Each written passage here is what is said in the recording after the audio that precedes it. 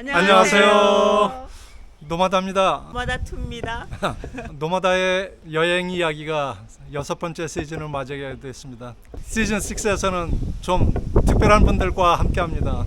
안녕하세요, CM입니다. 심투입니다. 노마다 여행 이야기가 이번 시즌 6에서는 북유럽으로 갑니다. 노마다의 여행 이야기가 시즌 1부터 지금까지 매번 약간의 특징이 있었는데 이번 시즌에도 좀 색다른 점이 있습니다.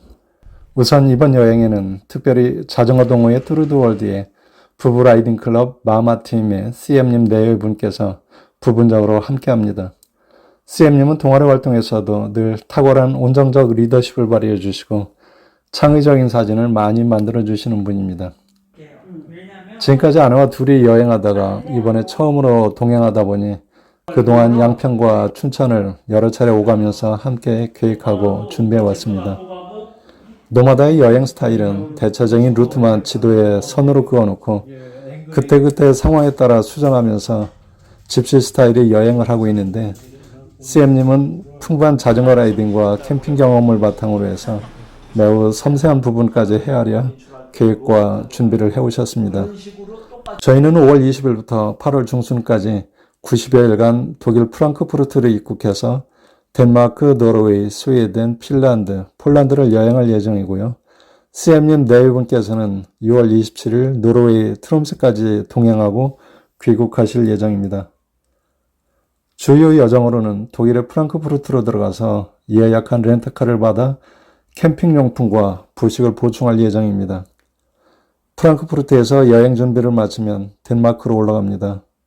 덴마크의 오덴세를 거쳐 안데센의 고향 인어공주상을 제일 먼저 떠올리는 코펜하겐을 방문할 예정입니다. 3개월의 여행이지만 덴마크에서는 많은 시간을 할애할 수 없어 아쉽습니다. 다음으로 방문할 나라는 북으로 가는 길 노르웨이입니다. 코펜하겐에서 페리를 이용해 입국할 노르웨이는 남북으로 길게 뻗은 나라로 북쪽으로는 북극권에 맞닿아 있습니다. 따라서 남북의 기후 차이도 비교적 큽니다. 먼저 노르웨이 수도 오슬로를 방문합니다. 오슬로는 박물관의 도시라 할 만큼 많은 박물관들이 있고 스웨덴과 함께 디자인이 발달한 도시입니다. 이후 서쪽으로 이동해서 베르겐과 플럼, 게르랑게르 등을 거치면서 노르웨이 자연을 즐길 예정입니다. 이후 트로네임과 보데를 거쳐 로퍼텐 제도로 들어갑니다. 노르웨이 여행의 하이라이트일 수 있습니다. 장기 여행을 하는 사람들이 전형적인 노르웨이 여행 루트입니다. 산악지형과 피오르드가 많은 탓에 이동에 시간이 많이 소요될 것으로 예상합니다. 이번 여행에서 스칸디나비아 3국 중 하나인 스웨덴까지 포함하려니 동선 차이가 애매했습니다. 결국 스웨덴은 핀란드의 헬싱키까지 내려와서 페리로 스웨덴 수도 스톡홀름으로 이동한 후에 스톡홀름과 주변에서 짧게 머물 예정입니다. 이후 스톡홀름의 르네스함에서 페리로 폴란드의 그다인스크로 입국해서 폴란드에서 한 달여 동안 머물 계획입니다. 폴란드는 과거 강국인 러시아와 독일의 사이에 끼어 많은 어려움을 겪은 나라입니다.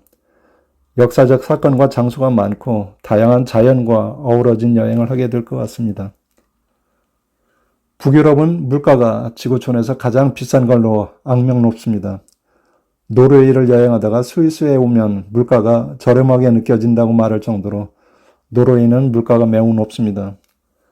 하지만 여행을 좋아하는 사람으로서 한 번은 넘어야 할 산이라고 생각하면서 어떻게 하면 좀 더 짠내 투어를 할 수 있을까 고민하면서 준비해왔습니다.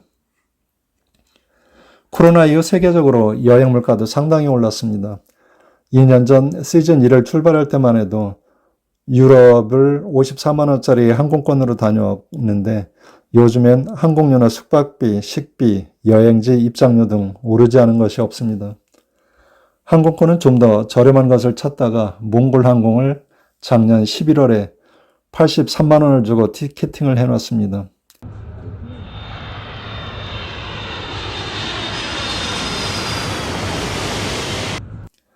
에어비앤비 숙박비도 코로나 이후 30% 이상은 오른 듯합니다.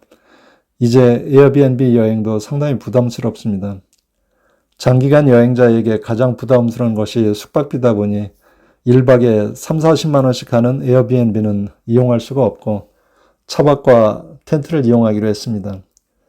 시즌2 시드니에서도 하루 에어비앤비 숙박비로 캠핑 장비를 구입해서 2달 반 동안 캠핑을 한 적이 있었습니다. 캠핑에 필요한 용품들은 독일의 데카트론과 유럽의 다이소라 불리는 유로샵을 이용하기로 했습니다. 자동차 렌트 비용도 독일과 노르웨이는 차이가 매우 컸습니다. 폭스바겐 파스트 에스테이트 같은 경우 프랑크푸르트 에시본에서는 728만 원인데 오슬로에서는 스코다 옥타비아가 같은 기간에 1735만 원에 보험료를 포함하니 2085만 원으로 2.5배 이상 비쌌습니다. 노르웨이 물가 정말 살인적인 듯합니다. 이런 상황 아래 그래도 좀 더 저렴하게 여행할 수 있는 노하우를 찾아 시도해 보려 합니다. 자동차 렌트는 독일에서, 숙박은 가급적 캠핑장을 이용하고 부식은 한국에서 좀 더 많이 준비했습니다. 또한 노르웨이 물가가 아무리 비싸다 하더라도 한국과 비교했을 때 상대적으로 혹은 절대적으로 조금 더 저렴한 것들도 있습니다. 지금까지 조사한 바로는 커피나 고기류, 빵 등은 한국보다 저렴하다고 합니다. 이런 방식의 여행을 통해 많은 분들이 꿈꾸는 노르웨이 및 북유럽 여행을 좀 더 저렴하게 짠내 투어를 할 수 있는 팁들을 모아 전해드리겠습니다. 여행 떠날 때마다 여행이 짐이 되면 안 된다 했는데 그래서 이번엔 좀 더 짐을 줄여봐야 하며 다짐해봤지만 현실은 잘 안 됩니다. 특히 북유럽의 여름은 한국의 여름과는 사뭇 다릅니다. 북극권과 맞닿아 있는 노르웨이 여름은 한국의 5월 초중반에 불과합니다. 한여름에도 트롬소의 지역은 아침 기온이 6, 7도까지 내려가고 한낮에도 20도가 안 된답니다. 그러다 보니 특히 추위를 많이 타는 아내가 많이 걱정됩니다. 여름이지만 추위에 대한 대비도 철저히 해야 했습니다. 주로 차박을 하겠지만 전기장판에 겨울옷과 두꺼운 침낭까지 준비했습니다.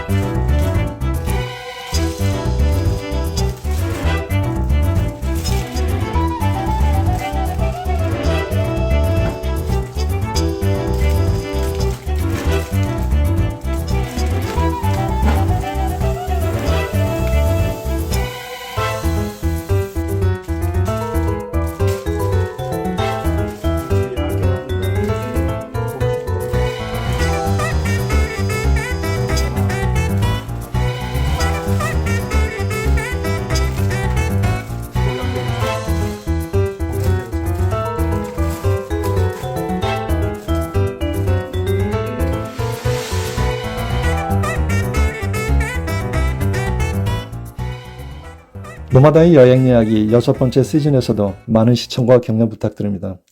그럼 이제 노르웨이, 북유럽으로 출발하겠습니다. 구독 버튼 꾹 누르시고요. 알림 설정 해주시고요. 좋아요 눌러주세요. 꼭 하실 거죠? 다녀오겠습니다. 잘 다녀올게요. 영상에서 뵙겠습니다. 네.